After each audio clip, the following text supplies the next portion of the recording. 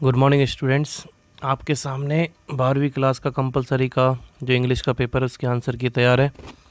इसमें हम जल्दी जल्दी देखते हैं कि क्या आंसर होने चाहिए। देखिए फर्स्ट देखिए, I never saw him look so tall M Hamel. तो सबसे पहले इसमें ज़्यादातर बच्चों ने वेरी कॉन्फिडेंट वाला सी ऑप्शन किया है, लेकिन इसमें नन ऑफ दीज आएगा। उसका रीज़न ये है कि अंडरलाइन वर्ड आपको देखना है लुक सो टॉल, और बुक में भी ये दे रखा है कि लुक सो टॉल का मतलब यहाँ पे नेगेटिव है। जैसे कि आप देख सकते हैं इसमें एक लाइन दी हुई है, ये देखिए, M Hamel stood up very pale in his chair I never saw him look so tall. तो वेरी पेल का मतलब यहाँ पर वेरी पेल का मतलब क्या होता है? नेगेटिव यानी सैड होता है। जबकि चारों ऑप्शन में जो दे रखा है वो इस प्रकार से नहीं है। ठीक है, तो इसमें नन ऑफ दीज आएगा। नेक्स्ट है आपके who wants to drive a car, तो इसमें मुकेश आ जाएगा। Douglas decided to learn to swim when he was 12 years old। When was the what was the name of daughter of iron master, इसमें Edla Williamson आएगा।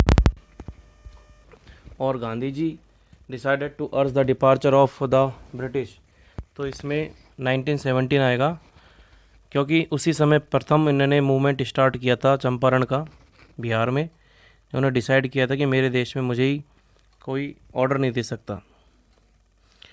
फिर देखिए छठा, इसमें Champaran district was divided into large state on by, तो इसमें B option सही आएगा। ये स्टेट ऑन बाई यानी मालिक कौन है? तो इंग्लिश मैन है। और काम किससे करवाते हैं? वर्कड बाई इंडियन टीनेट से, बी ऑप्शन सही आएगा। सातवां, हर फेस एशन लाइक, तो लाइक की वजह से यहाँ पर जो फिगर ऑफ स्पीच है वो सिमली है। आठवें में the dead shut upon their lifes like catacombs, तो इसमें ऑल ऑफ दीज आना चाहिए, क्योंकि सिमेट्रीज का जैसे कैटाकॉम्स का मतलब होता है कि भूगर्भ का जो एक तरह से भूगर्भ के अंदर हम जो डेड बॉडीज़ को रखते हैं उसके लिए वॉल्ट शब्द यूज़ होता है, तो उसके लिए हम कैटाकॉम्स यूज़ करते हैं। तो यहाँ पे सिमेट्रीज का मतलब भी वही होता है, ग्रेव का मतलब भी वही होता है, और टॉम्स का मतलब भी मतलब ग्रेव के ऊपर बनाने वाला, तो इसमें ऑल ऑफ दीज आएगा। अगर इसमें ऑप्शन के हिसाब से देखा जाए तो ए और सी ज़्यादा करेक्ट है, लेकिन फिर भी ऑप्शन के हिसाब से ऑल ऑफ दीज है। डिपेंड करता है कि आपको ऑप्शन में क्या दिया हुआ है। नाइन्थ में इसके अंदर earth can teach us when everything seems dead, ये बिल्कुल सेम लाइन दी गई है पोएम की। फिर इसमें makes human being love life in spite of trouble and suffering, तो हमको ये थिंग्स ऑफ ब्यूटी में से है, जिसमें नेचर के माध्यम से समझाया गया है कि किस प्रकार हमारे बुरे दिनों में और अच्छे दिनों में जो पृथ्वी हमको या नेचर हमको कैसे सिखाती है।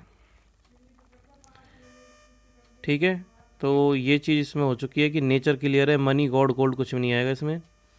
Who is the poet of poem on Jennifer the and an rich, सही है एकदम। फिर देखिए इसमें the poet suggest to keep quiet for, तो इसमें 1 सेकेंड आएगा, बिल्कुल लाइन की पोएम है ये। फिर देखिए combine the sentence, he was born in the state of Bengal maker he has been nothing but Bengal, तो देखो इसके अंदर जो सबसे इम्पोर्टेंट थिंग है कि ये ही किस लिए है, ही किस लिए है, तो ये ही इसके लिए है। तो यहाँ पर जो फर्स्ट ही है उसके लिए हमको यूज़ करना है। ठीक है, तो यहाँ पर यह आपका आंसर क्या बनेगा? ही हु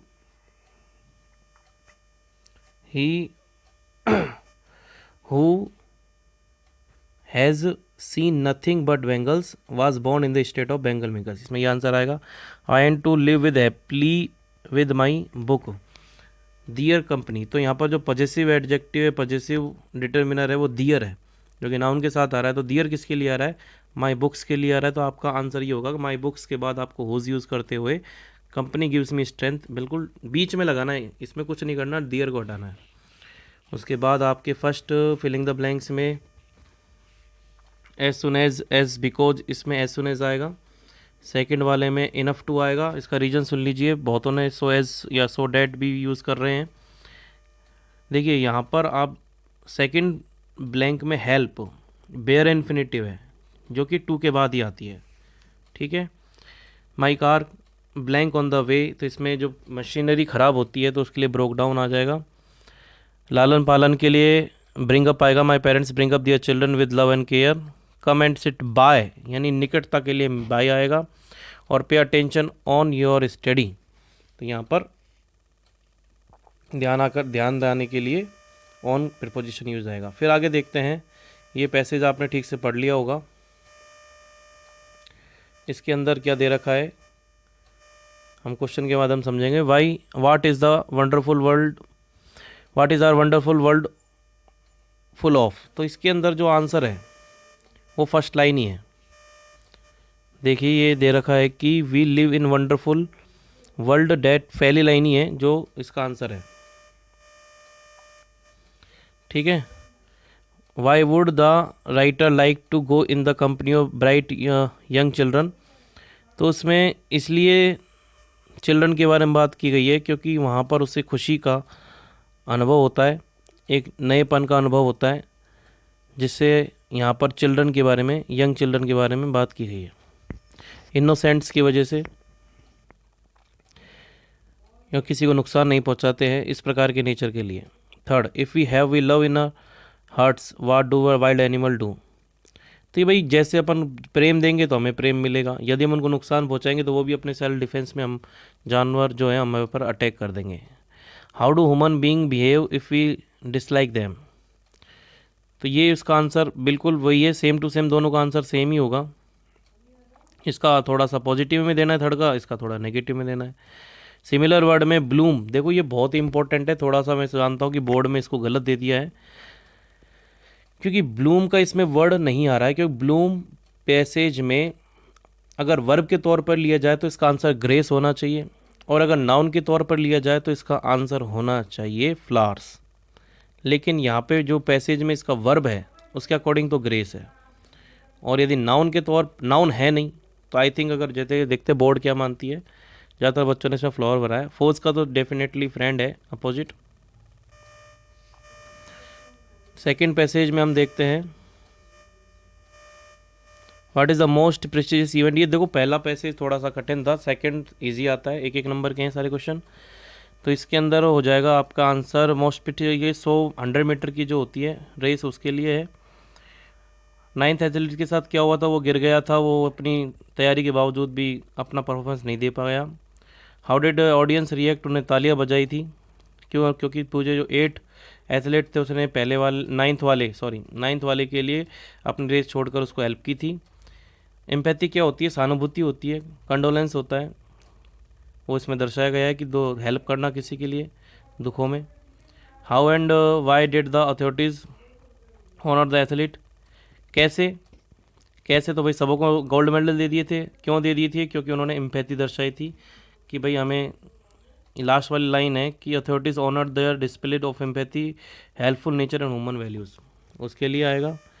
फिर आ जाता है आपके 20-20 नंबर, 20-20 वर्ड के आपके वर्ड लिमिट के साथ छोटे क्वेश्चन है। What is the mean by the modern world insecurity for war fear वगैरह, इस वजह से इसमें देना है।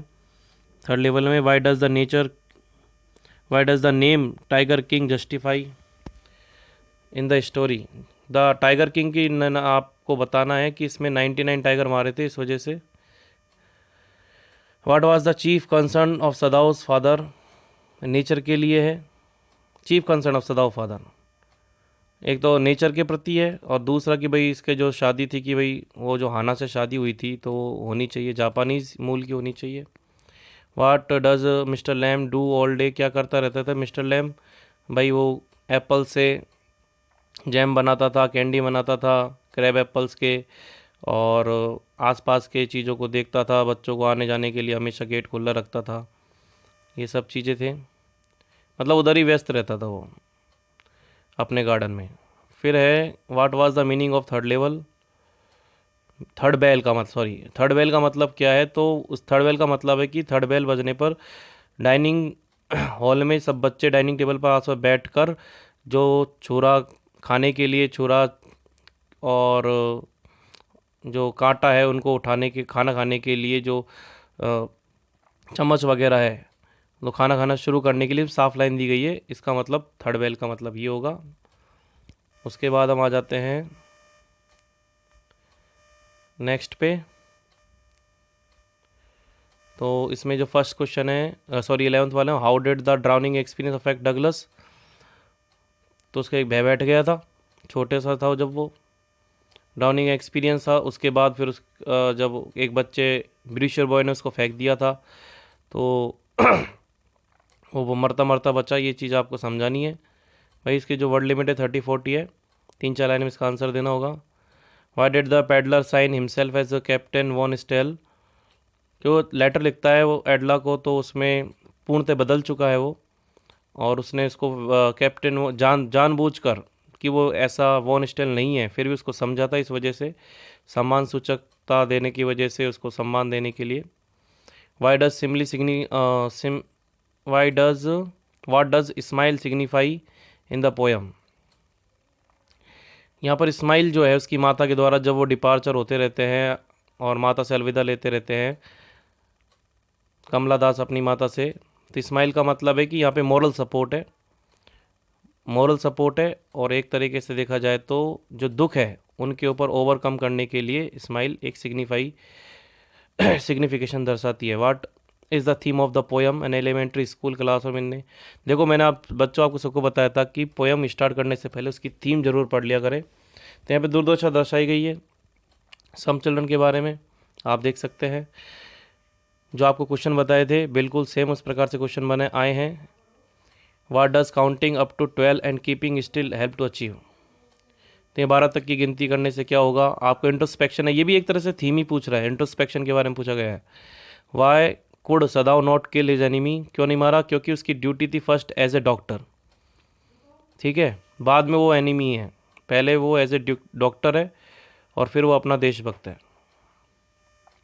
वाट प्रोक्लेमेशन वाज इशूड बाई महाराजा की 100 टाइगर्स मारने के लिए उसकी घोषणा की थी।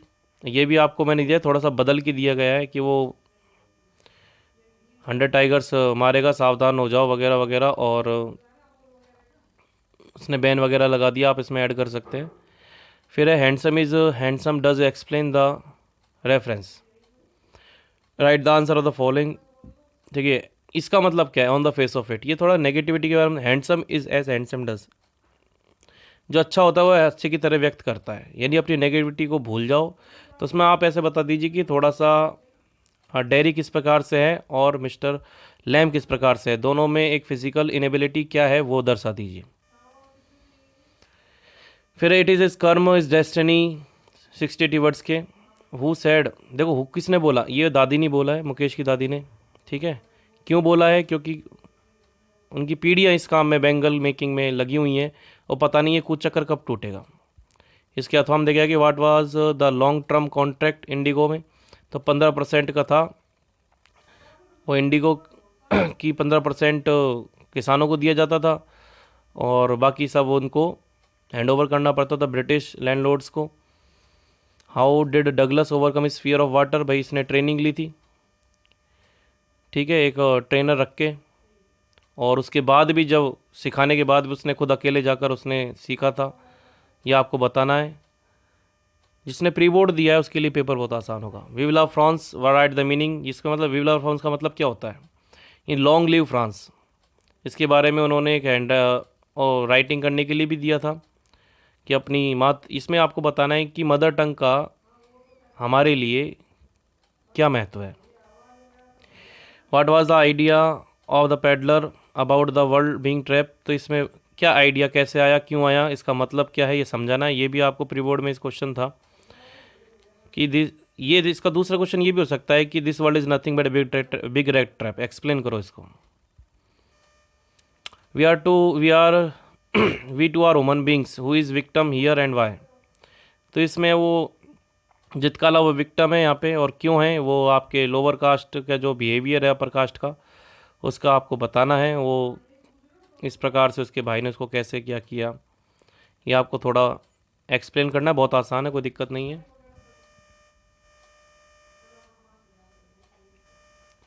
फिर है describe the Galesburg Illinois the third level, ये दादाजी के द्वारा बताए गए और उन्होंने कोई भाई पुराने ज़माने में किस प्रकार से बहुत अच्छा था, मतलब जो पास्ट होता है, पास्ट हिस्ट्री बहुत अच्छी थी rather than more than present. तो इसमें आपको ये बताना है, how did Sadao have his reward, how did Sadao have his reward. तो भाई इसने क्या किया ये आपको बताना है, कैसे इसको मतलब ये बता रहा है, पूछ रहा है कि ये उस एनिमी यानी अमेरिकन नेवल सोल्जर को उसने किस प्रकार से बचाया, खुद को ही बचाया, अपने परिवार को बचाया और अपनी ड्यूटी भी निभाई। ठीक है, फिर डी सेक्शन में आ जाते हैं कि यू आर संजय और Sushma, you are looking for a room on rent. तो ये एडवर्टाइजमेंट बहुत आसान दे रखा है, कोई दिक्कत नहीं है, बहुत ईजिली इसको कर दीजिए, लेकिन इसमें थोड़ा नीट एंड क्लीन वर्क का ध्यान रखा होगा जिसने, वो बहुत बढ़िया रहेगा। You are Archi Archit secretary इंटेट club Bengaluru draft notice asking. तो आपको बताया गया था कि एडवर्टाइज नेट रिस्क के अलावा ज़्यादा कुछ पे ध्यान मत दीजिए, यही आएंगे और बिल्कुल वही आया है। इसमें नोटिस का जो है वर्ल्ड डिबेट डे, इसके ऊपर आपको अवेयरनेस के ऊपर जो मतलब नोटिस देना है, बहुत ईजी है। और 24वां इसमें क्या दे रखा है भाई, ये रिपोर्ट है, एक तरह से ये पर्यावरण महोत्सव के ऊपर दिया गया है, कोई दिक्कत नहीं है, बहुत इजी, पास्ट टेंस में इसको लिखना है पैसिव वॉइस में, बहुत इजी है।